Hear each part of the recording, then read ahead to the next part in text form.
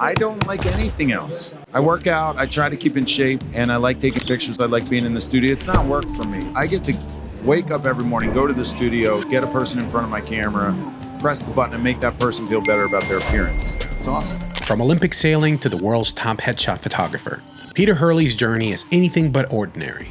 With over tens of thousands of faces captured and a mission to reveal confidence in every shot, he's the industry's go-to expert. A Canon explorer of light, best-selling author, and global educator, Peter's impact stretches far beyond the lens. When the photographer was great, I was great in front of the camera. When the photographer didn't coach me, I was terrible in front of the camera until I figured it out and got comfortable. But that took a while, and that was the epiphany for me. Was like most photographers that coach people in front of their cameras will move them, but they don't know what. So that's what I became a specialist at. So I say the images that I create are simply a byproduct of the. So, hey, Peter. Good. Hey. How you been, man? Giancarlo, man, it's been awesome. I know, man. What a show. It's been great a show. Plus, I seen you at the gym, too. I know. That was so cool. I was like to see you working out. I know. But it's great to see people in the morning after a late night to actually go work out. It's great, man. It's great. I know. We hit it hard. I didn't get there this morning. Last night was a little rougher. Yeah? Yeah. Tell me about, you compete. You do, is it windsurfing? What is it you do? I race sailboats. That's what you do. Yeah. Is that your passion, Peter? Yes. All my life, yeah. How long have you been Since doing I was it a now? kid. I think my dad threw me in a sailboat when I was 6. And then I went on to be, I grew up on the Jersey Shore. I ended up winning a world championship at the age 13. Wow. And then I've been a national, North American, European, and world champion sailor, yeah. Trained for 2 Olympic Games. Was on the United States sailing team in 2000. Nice. Yeah. What else do you do outside of racing sailboats? Well, I point cameras at people and press the button. I know you're a headshot photographer. You got the shirt. No, but what else? Who else is Peter? What else do you like to do, man? I don't like anything else. I work out, I try to keep in shape, and I like taking pictures. I like being in the studio. It's not work for me. That's the thing. I think that we're fortunate as artists to be able to, do something creatively that we love. I mean, I don't feel like I'm working ever. I probably work too much. I'm a workaholic, but it's not work, so it doesn't. My wife's like, when you're not busy, you're miserable. Yeah. I need to be busy. I don't know. It's a gene or something. So I'm either sailing or I'm working. Coaching photographers through the headshot crew is like a passion, and it's full time all the time. I just like it. I like to see other people thrive, and I might as well teach what I figured out is really cool, is pointing the camera at somebody and making some money, making them feel better about their appearance. I believe I did that with you today. Did I do that? Yeah, I'm not one to stand in front of the camera. I love being behind the camera, and you gave great direction. At first times I was confused, but that was part of the process. Yes. Because you wanted to get something else out of me. So you were mentioning the photographing people and how it feels. Being out here, right? I see all these vendors, and obviously everybody's here also to make a living. And some people might see, oh, he's just selling this. Your system works. And not because I've used it, it's because of a headshot photographer I know in Tampa. I saw where he started. Went to you. I'm talking about Dominic Ray here. Yeah. And now, not only has his skill leveled up, but his business is leveled up, and he's in the heart of downtown Tampa. So what you do works. You have a system that works. How does it make you feel when you have people that do this and it actually works? I mean, that's what it's all about. I can't twist people's arm. I can lead the horse, but they got to drink, you know? Right. And yeah, people say it's Kool-Aid or Peter Hurley jumping around yelling shebang or whatever. Look, if I get people's eyeballs on me and they take this information in, there's no better way to shoot a headshot that I know of, and I'm not proud of my system. I just know it works. I'll change it tomorrow if I can figure it out. So people come to me and they put the work in and they understand it's a fine tuning. Like I've shot 20 or 30,000 people. I look at more headshots than any other photographer on the planet because I'm coaching, I'm shooting, looking at all the headshots I'm taking, and then I'm coaching thousands of photographers, 1,000 photographers in the coaching program at the Headshot Crew, and I'm trying to level up everybody's game. So Dom took it, and not only did he take it, he took my workshop and then he went running. He ran, and he ended up winning Headshot of the Year for 2024. So he's one of my success stories that's phenomenal, and that turns into cash in the bank as well. So it's not all about the cash either. It's like I get to wake up every morning, go to the studio, get a person in front of my camera, press the button, and make that person feel better about their appearance. Yeah. It's awesome. That use case of him, if we think about it, right? I remember when he said, I left my corporate job to be a full-time photographer. That's a big leap for a lot of people. Yeah. Not everybody does it. And the fact that he's able to now sustain his life because of the things he's learning, I'm sure he's also learned from other people too. It's fascinating, man. It's fascinating. Yeah. You're impacting a lot of lives. How are you looking at so many headshots? How do you have time for this? Well, we schedule it in. So that we do contests every week. And on Tuesdays at 4 p.m., I'm on Zoom.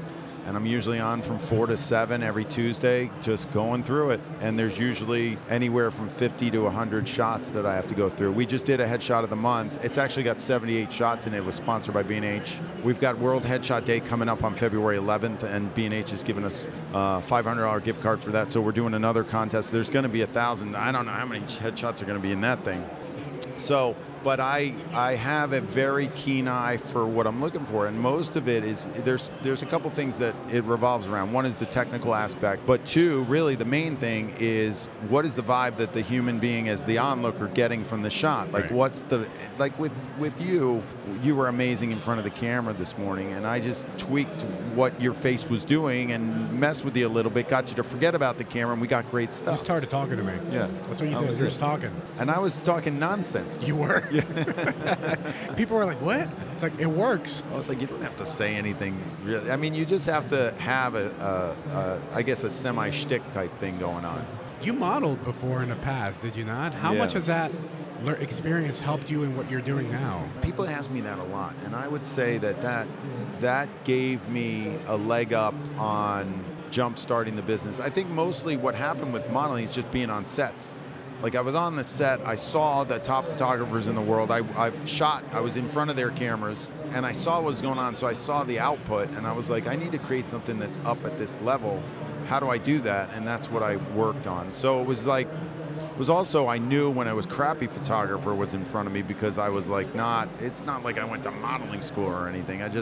When the photographer was great, I was great in front of the camera. When the photographer didn't coach me, I was terrible in front of the camera until I figured it out and got comfortable. But that took a while, and that was the epiphany for me, was like, okay, this photographer's not saying anything to me.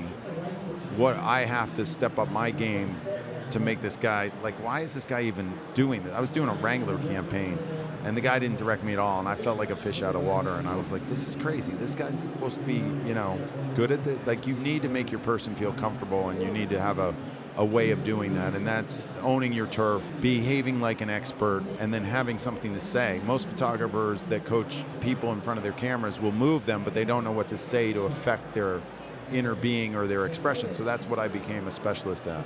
I love that. Do you do any personal projects or passion projects in your photography? I wish. I mean, I sometimes I'll walk down the street and remember my past life when I picked up a camera and I would walk down the streets in New York and take pictures of stuff. I haven't taken the camera out of the studio ever. I mean, I took it here, but I got my camera. I really don't, unless it's a job.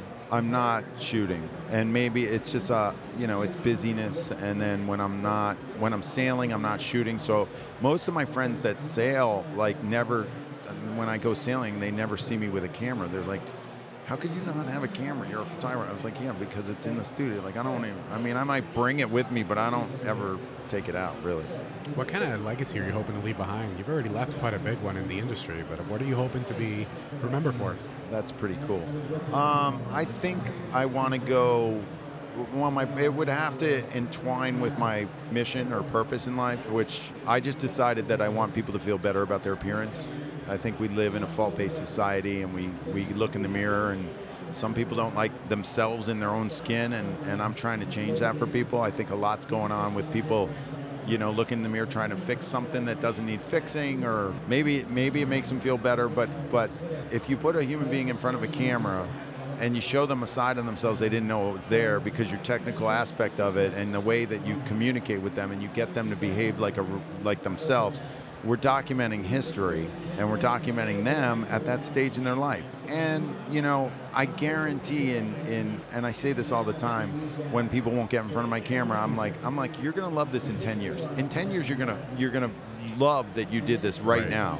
And I've never been wrong, and I know that. And there's this quote that I like from Eleanor Roosevelt.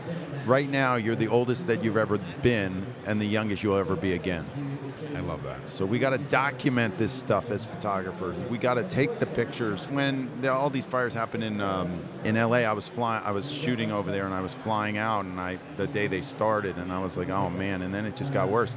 And people said they were running out of their houses with pictures. Like That's what I would get, man. That was it. That's what people go to get. I have firefighters that are in the part of the headshot crew too, and they're like, yeah, people, when we're running out of houses, if we see a picture or something, we just grab it sometimes and get it out of there. That stuff's not replaceable. So, and people that don't allow themselves to be documented end up going, and then their family members going on and on never have their likeness or never know what they look like. And in this day and age, obviously, we want to capture everybody at every stage of life. And yeah, maybe it's not going to be your best look at, but that's just the way you want to get documented. And then, and then the AI thing comes up, and people are doing AI headshots and pictures of themselves and posting them and stuff like that. And I think it's going to get stale very quickly. And it also doesn't document anything. So I say the images that I create are simply a byproduct of the experience that I had the opportunity to give somebody. So this morning I gave you an experience that you're not going to forget. We got the pictures, and maybe you could throw some of them in here to document that time with us together on the show floor on February 3rd, 2025. And that was an experience that you probably will never forget, and that picture will have some sort of meaning from it. But that's really what I try to do. And to be able to develop a skill set to be able to do that, I'm very proud of. And I think that that's my legacy. If I could teach people how to do it and they continue to do it when I'm long gone, I did something. That's beautiful, man. I love that. Thanks. I know you have somewhere to go. Real quick. I gotta go. How do people find you? Peter_Hurley on Instagram. PeterHurley.com is where my work is. HeadshotCrew.com/free course is a great way to see what I do and learn a little bit about my system. I have the Hurley Triangle as my signature lighting that I do. It's developed around the Peter Hurley Cineflex kit from Westcott. But you can do it with strobes, you could do it with strip boxes on it, but you could start with the free course and check it out. So I'd love for everybody to check that out, and I'm totally DMable. I'm very good at, I just like if somebody's interested in photography and making people look better in front of the camera, I'm gonna talk to them and try and help them. Just love it, man. I love that spirit. Yeah. All right, man. You got somewhere to go. I gotta go. I appreciate you stopping by, man. Thanks so much. We're gonna work out, right? I know. All right. See ya. I'll see you.